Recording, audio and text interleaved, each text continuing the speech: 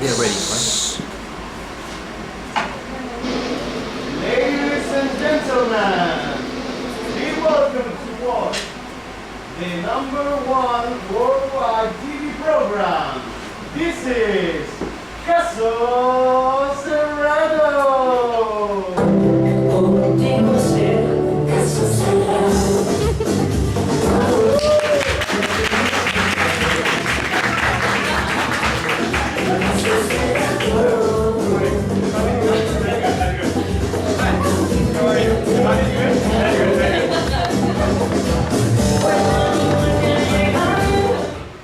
Dear audience, welcome to today's show. Today's case is a really emotional one, and it has touched me in the deepest part of my heart. Probably you are missing Dr. Ana Maria Polo, but because of my close relation with this case, she has asked me to guide it. But before introducing you today's case, let me introduce myself.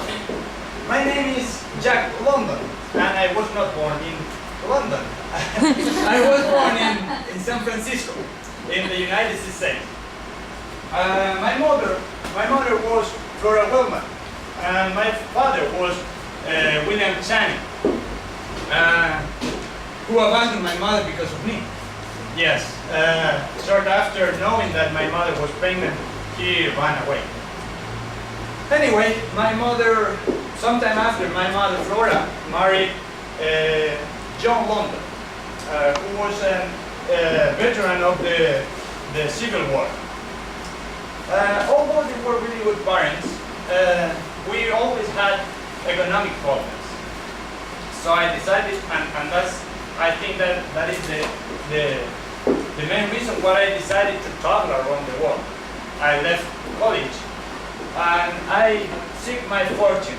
I was a sailor, a pirate, a journalist, a writer, a husband, twice, and a father. And all the activities that I have developed, I have done them with at the fullest. From all the places that I have known, the most exciting one was the far north, the American far north. Its nature, the wilderness, and the constant struggle for existence marked me so deeply that I had to write about it. And that was how The Call of the Wild was published in 1903. Because I wanted to portray all this wilderness and nature, the writing style that I used to write, in order to write The Call of the Wild, was mainly based on metaphor and on imagery. But it is enough of me. Let's talk about today's case.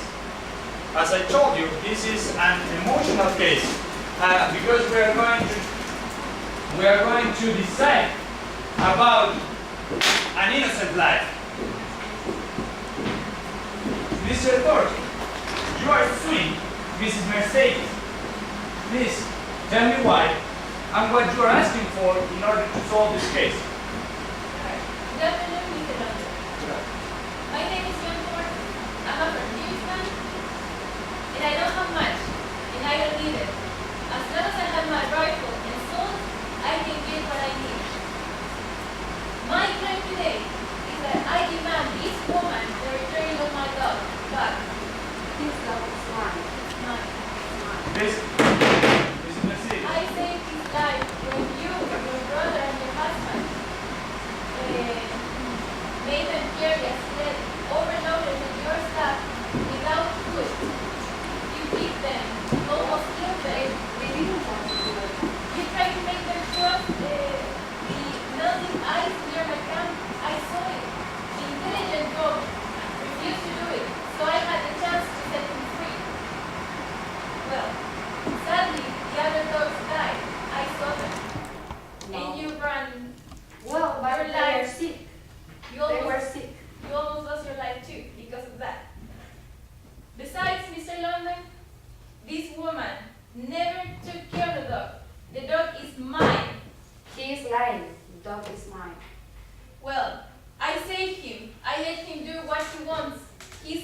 to me. I saved him and he has saved me many times. But I bought that dog. It's mine. But his loyalty is mine. Well, Bug is I loyal want to to me. explain my situation, Judge, please. You have Please, Mrs. Mercedes, let him finish. Thank you, Mr. London. Bug is loyal to me. He has saved me many times. He deserves to be happy. I let him go to the forest because I know he's with an inner struggle. So, sadly, maybe in one of those occasions I might die. The Indians can kill me, but I let him do what he wants. He needs to be happy, and that dog's mine. Thank you, Mr. London. Okay, Mrs. Mercedes, now please tell me how you answer Mr. Thornton's demands. Well, I'm going to explain this. Well, the case is that, well, my name is Mercedes. I'm the representative of my husband Charles and my brother Hall. We came here to Canada for the gold rush. We read in the newspaper about the gold rush. The reporter was informed that gold was found along the Klondike River. So we decided to quit our jobs and become gold diggers. So we bought a team of sled dogs, including Bug, so that dog is mine, to a mail carrier to go on our trip. But I know we were not experts in You the beat wilderness. them. Well, no, that's not true. Well, my husband and my brother beat the dogs, but I told them to not do it. Because they were not fault or inexperienced. We tried to do our best. But you didn't feed them. Well, we feed them, but the case is that, well, our load was too heavy, so that's why the dogs died. But we didn't want to kill them. So I tried to throw out some stuff in order to make that load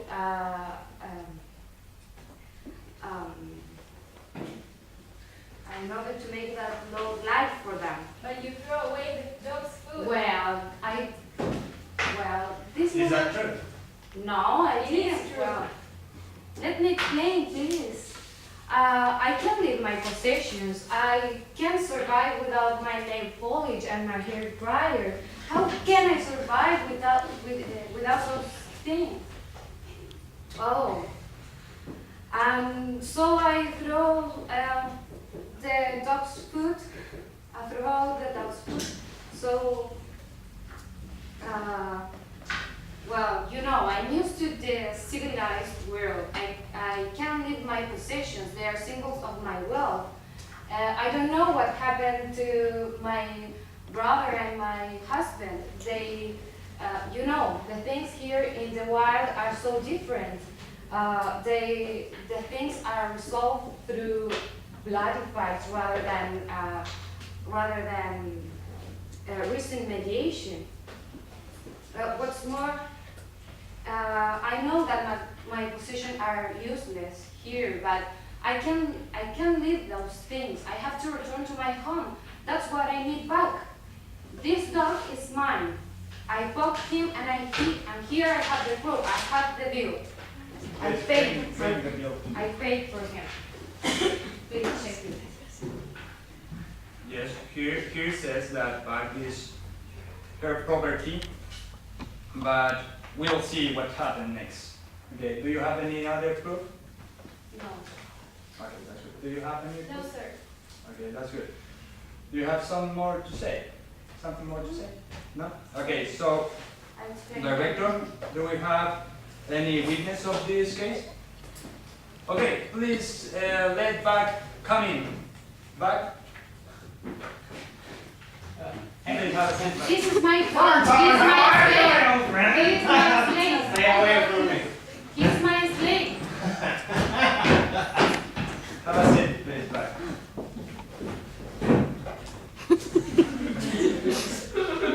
That's okay. That's okay, Bag. Okay. Please tell us your point of view of this case. Hey Thornton, how are Hi, you? Doc. I think that's something that you should know. It's how I grew up, actually. I was a little bastardly dog who spent his days doing nothing, actually. I just enjoyed the sunset. I went to the beach. I had walks. It was perfect. Until one specific day, a group of men decided to tie me and beat the hell out of me, and then they sold me. When I arrived to that place, when I was going to be off, one of my friends that I made in the trip died, and I decided to not let that thing happen to me. I decided to not die. And then I remember that I got sold to some men, and we were in a pack of dogs. We had to do some deliveries from there and there. And I remember Speed, oh, you bastard dog, but I killed him, so everything is got nicer again. Then I decided, no, I not decided there yet. I felt something. I felt like the moon, the stars were talking to me, and they tried to convince me that that was real life. Survival was the thing. I mean, have you ever gone through the snow? Have you ever decided to sleep under the snow, under a tree? Have you decided to starve? I don't know, but for you it might not be cool, but for me it's fantastic. Man, all those feelings of survival. But then they decided to sell me again. And I got sold to an inexperienced group. And they then decided to shoot one of us, and then they sold me again. But the thing that survival made to me, it was wonderful. I could run freely if I wanted to. I had the strength. I could kill with my bare hands and my teeth. Have you seen those teeth? Have you seen those little boys? They are actually great. There's nothing like tasting the blood of them. Sorry, I'm saying that you want to know that. But then I got sold again, and I got sold to her. Yes, you're mine. You're my slave. Yes, you tried to do so, but if you remember correctly, you were trying to put all the pack through a river which was frozen, and you said that it was a good idea. Thornton had to save us. Thornton was the woodman who decided to cut my rope, and I could save myself, but the entire pack died. They got died too. Help us. He didn't want you to help. Oh no, she wanted to help. I warned you. The ice was not there. Thank you, Bart. That was really good and like it for us. Is there snow close to the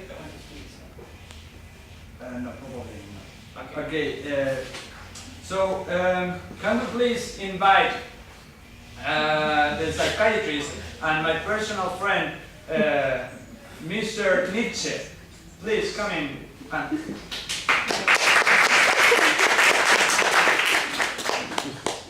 Hello, Mr. London. Dear audience and people who are watching us in their house. Mr. Nietzsche, welcome and thanks for being here. Thank you for having me here, and I would like to give you my point of view. Are you familiarized with this case? Yes, because I was in the backstage and I listened to the back story. So please, what can you tell us about this case? Well, in order to help people to better understand past decisions, behavior and life itself, I would like to provide you a short but concise definition about what naturalism is. Naturalism is a literary movement that appeared by the end of the 19th century. It uses realism in order to suggest that social conditions, heredity, and environment have inescapable force have an inescapable force in order to take a human character. Apart from that, it uses determinism. In this case, humans or animals, like this beautiful dog, have no control of their lives or destiny. It is all about nature and fate. Besides, it uses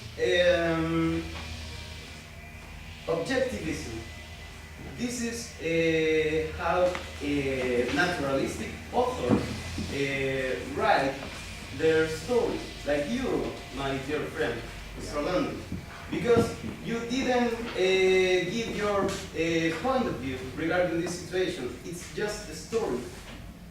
And finally, the pessimism is important because the writer includes a pessimistic tone that could end in a fatalistic tragedy.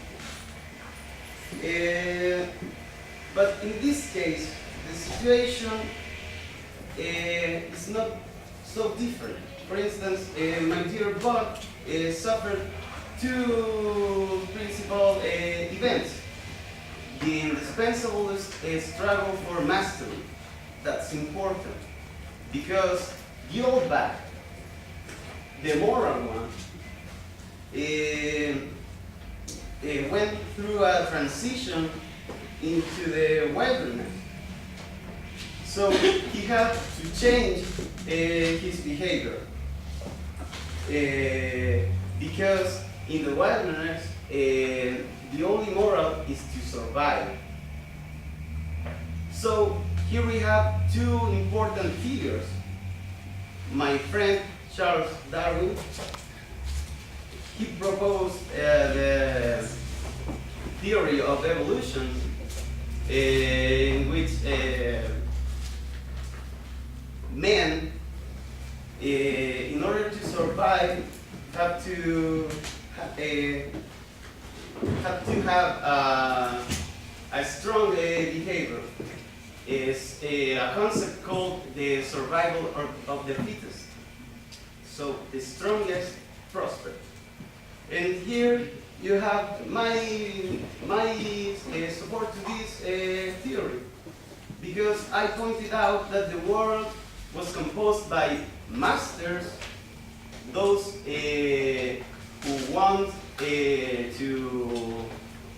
those who have the will to power, and slaves, those who don't possess this will. So in this story, Buck is the canine representation of this Superman or masters. And apart from that event, we have the loss of civilization and of wilderness. With Mr. Thornton, Buck had a quiet, a calm, and unchallenging life. So he enjoyed it. But on the other hand, with Mrs. Mercedes, right? Yes, Mercedes. Yeah, Buck had to change and had to face many struggles. For instance, with Spitz, in order to become a leader. He had to control the pack of dogs in order to survive. Because if he committed a mistake, he could die in every moment. So when you are in those words, the important point is that you have to respect those rules. You have to be aware of them. So if you don't follow those rules, you are disrespecting life. Okay, so thank you very, very much. Well, I have the decision for this case. I have listened to your arguments. I have seen your proofs. I have heard what you said, and I already have my decision. Mr. Thornton, although I know you are a very good person and you will be a really good masterful bag, I will refuse your request. Of course, the dog. Please, let me finish. I paid for him. But Mrs. Mercedes, the bag is not going with you neither. Why? Silence, please, order. But yes, you are going to be free. Yes! You are going. But please listen to me. You are going. That dog is mine. It's Order! You are going back to wife, and please answer the call of the wife. Yes. And pursue your happiness. Yes. You can go now. Yes. Further, I'm gonna miss you. Thank you, my friend. So, I said, get close. Be respectful. Educate yourself as much as you can, and respect for being respected.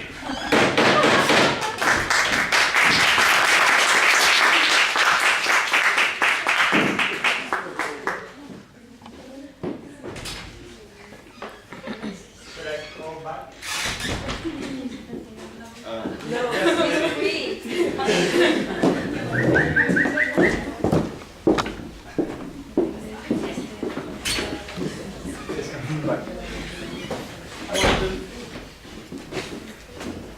There was no snow.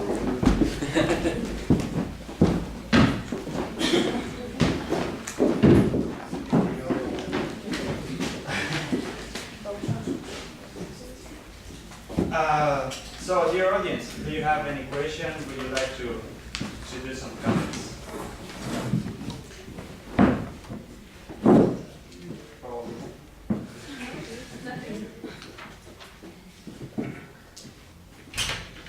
Professor, do you have any questions? Yes, I do, but I would like to have the audience a little bit to reflect on your words. It was an excellent performance, and I think they need to digest some of the information. So, take your time.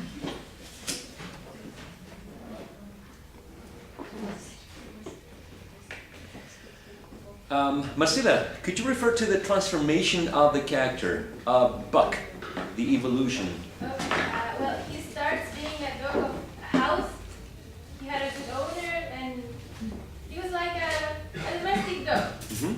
Then a gardener kidnapped him and sold him to the gold diggers in the Klondike region near Canada. Yeah. Yes.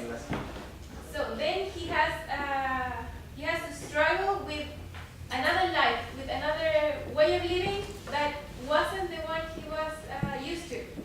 He's from California, so the weather changed, his owners changed, everything changed for him. And then he starts receiving this call from nature that he must be what he wants to be, and that is a wild dog, a leader of a pack of dogs. So then, through all the owners he goes through, there's two Francois and Pierrot, and then Mercedes, and then Thornton. He gets closer to that wild he wants to live. So then he becomes what he wants to be. He respects his inner voice telling him what to do. Isn't that a message for the reader as well? Yeah, maybe to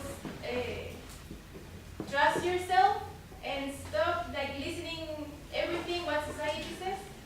That sounds like a very transcendentalist message. Yeah, to stop following the normal rules of society and then listen a little bit more to yourself and to your morals and what you want to do.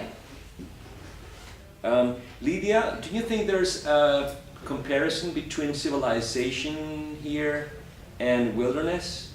Yeah, of course. Well, Mercedes is responsible of this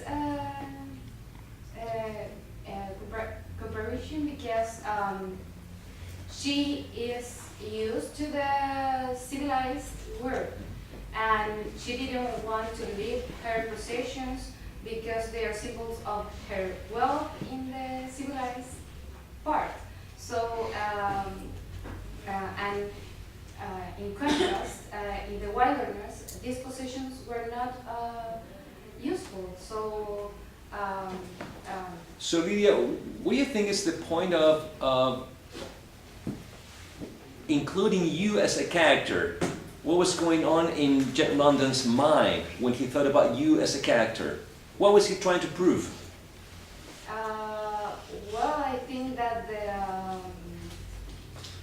he's trying to prove the superficiality of human beings. Because Mercedes was so superficial, she was always thinking about her hair, her nails, and she didn't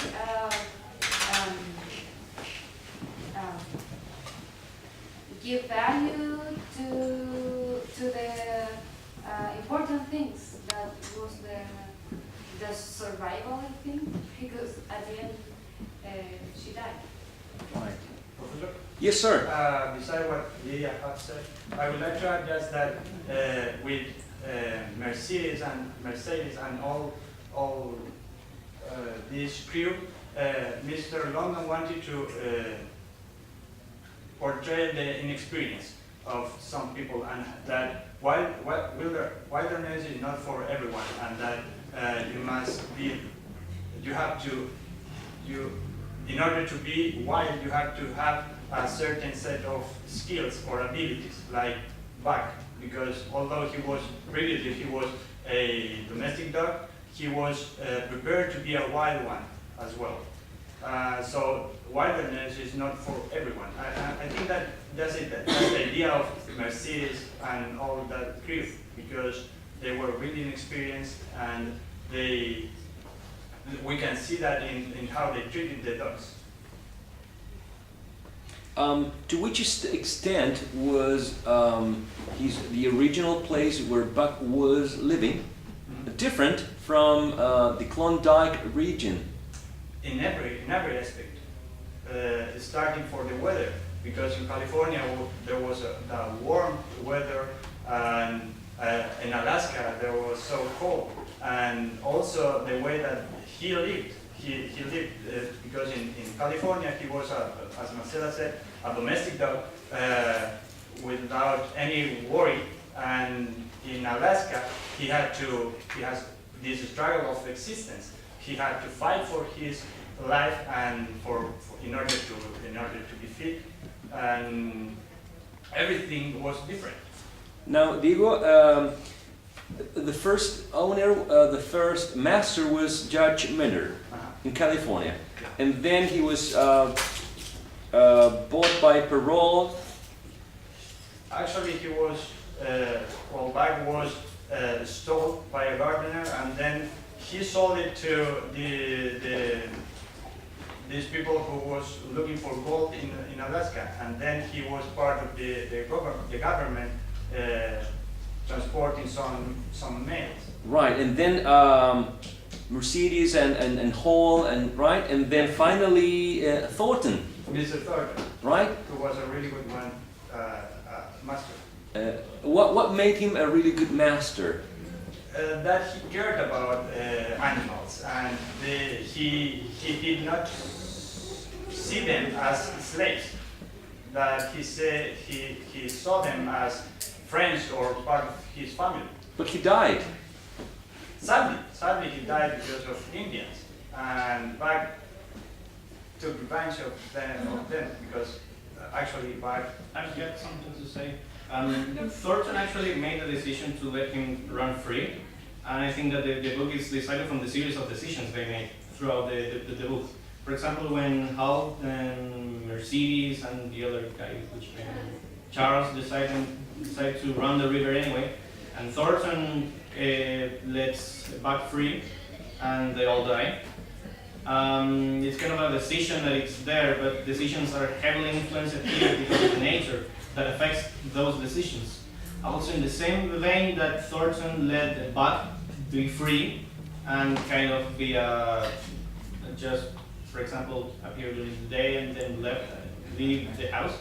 And those are also decisions that affect that nature effect. affects. Um, That's why he appears to be killed.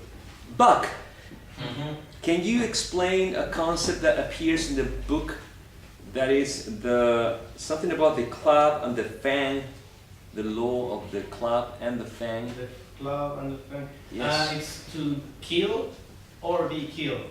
For example, during his rivalry with, my rivalry with Spitz, we were fighting. Who's Spitz? Spitz? He was the second owner, leader dog. He ran the pack. Ah, so he was a dog. Yes. Okay, right. He ran the pack, and Buck started to be against some of his decisions. Was this dog the alpha dog? Yes, the alpha dog, and the leader, right. Buck was a follower. Right. But Buck, because of the discovery of his animal instincts that he goes through the book, he starts to reject some of the decisions that Spitz made, and start to contradict him. And actually, they start fighting, and they have not that much fights, but they fight a lot. And one day, they fight, and Buck finally kills Spitz.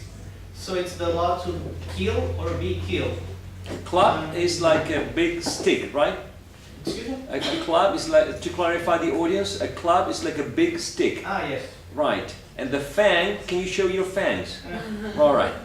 Thank you. So, let me ask Miguel this question, right?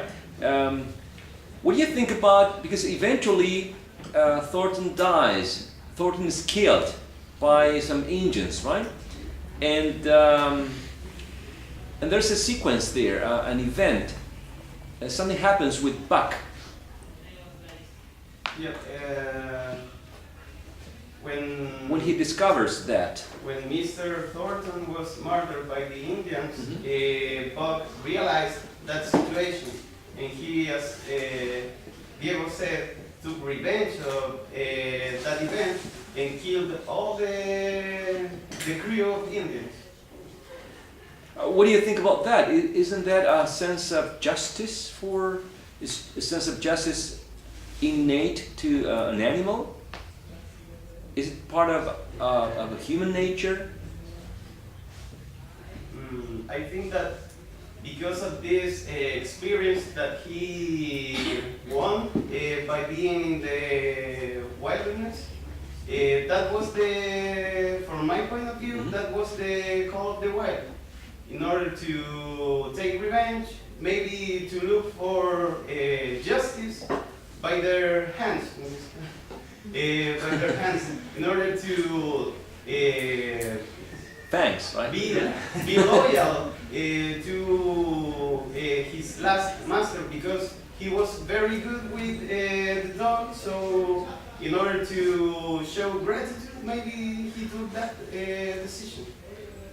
Diego, what do you think? Yes, sure. I think that this is the part where Buck abandons his civilization, or any aspect of civilization, because before we have that Buck was in the wilderness throughout the night, and when he returns to Thornton's house, he realized that he was murdered by the Indians. So at that point he abandoned his civilization and wanted to do revenge from the Indians. So this is the transition, the final transition, where Buck abandoned every single aspect of civilization and goes back to the wilderness. Right. Let ask Buck. So Buck, Yeah. Dog Buck, was this out of madness that you decided to kill the tribe? Was it a sense of justice? Were you breaking away from civilization? I think that Buck was breaking away from civilization, as Diego said. It's not madness, it's kind of sort of unwritten set of rules. Not even rules, it's instinct. For example, they kill my friend. instinct is going to tell you, I have to kill their friends. And since their friends were all together, he decided to kill them all. And he killed them all. Can you rephrase the question?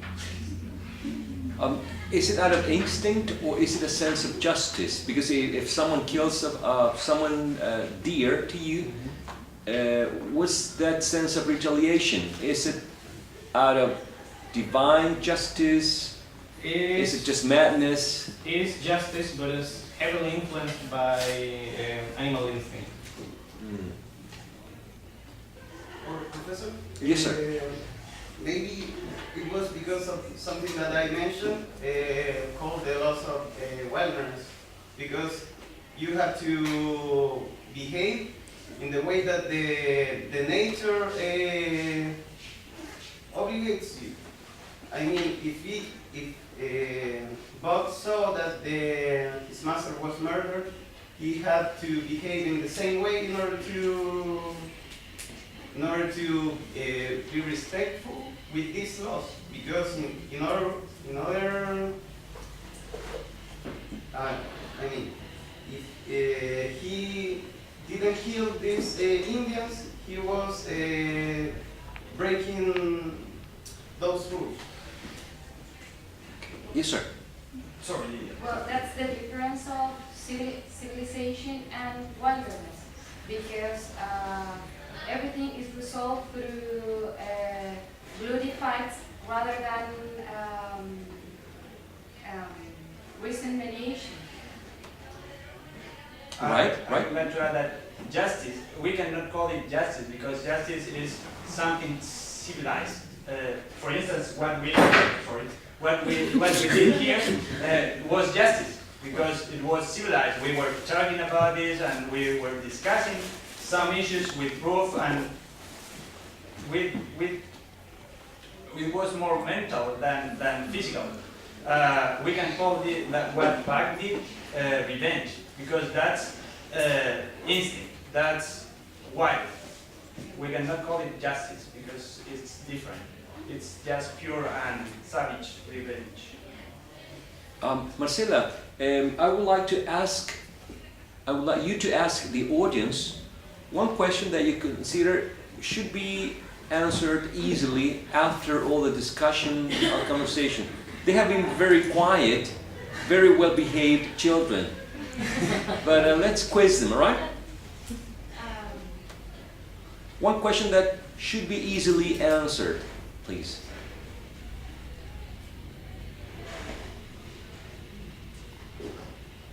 Lydia. Could be something related with the same what we're talking about, instinct and civilization.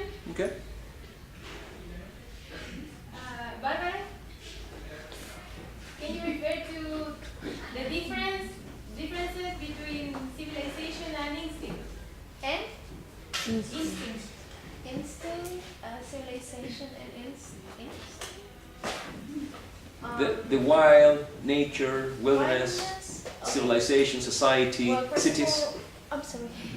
Go ahead. First of all, civilization could be related to the structured society, unstructured society, in which could be governed rules or art rules in a society, and I don't know.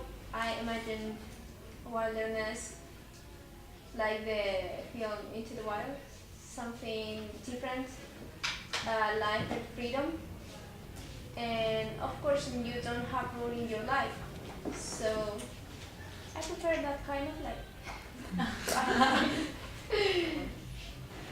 Thank you. Would you like to ask another question to the audience? Diego, Miguel. Ramiro, what do you think is, why do you think that Mr. London selected The Call of the Wild as the title of this book? Basically, because of Bach's journey, he experiences geographical but also spiritual trip. He evolves as a dog, and in the end he he's a very different character than he was in the beginning. So that's wilderness that changes, that shapes a person, or in this case an animal. So basically that's why I think it was called Wild. Do you think that Bach represents Jack London some way? Maybe Because, sorry, go ahead. maybe he felt representing himself as a dog would be an interesting and indirect way to depict his own life and his own experience. And yeah, I didn't think about that, but it makes sense, I think. Because at the beginning, yeah. Sorry to interrupt. I was thinking that the relationship between you, Jack London, and Buck is that you mentioned that you did a lot of things during your life. You did, and everything you did it to the fullest. So maybe you went with your instinct and you did what you wanted to do, and that's similar to the story of the dog. Absolutely, yes. At the beginning, I mentioned that Jack London traveled a lot, and he was a sailor. He did a lot of things, but the one that was the most exciting and the one that marked him the most was the far north, the American far north, and all the wilderness. So I strongly believe that this Call of the Wild is the inner call that we all have in order to back to the roots and to go back to the roots and go back somehow to our instincts and answer this call of the wild.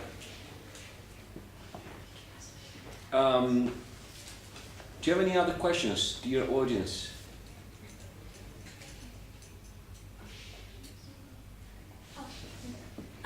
It's not very important, but I would like to know how the book was narrated.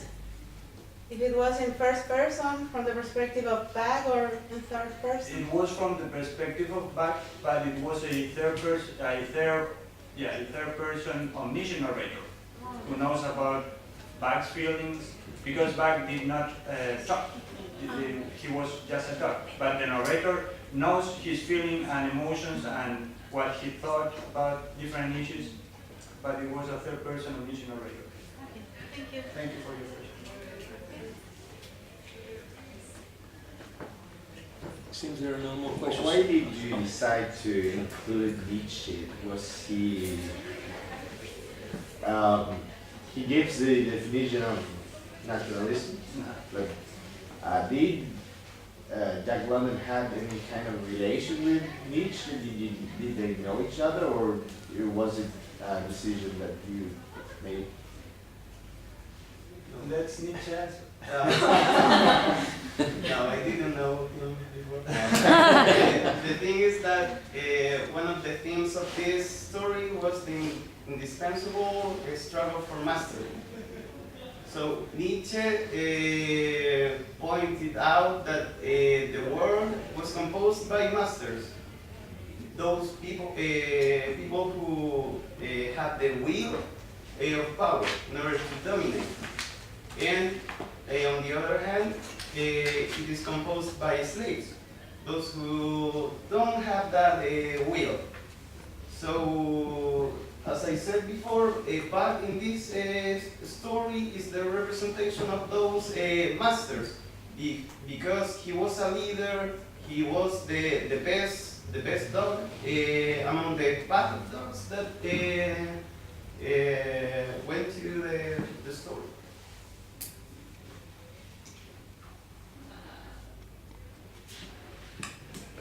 All right, thank you so much for your presentation. Thank you.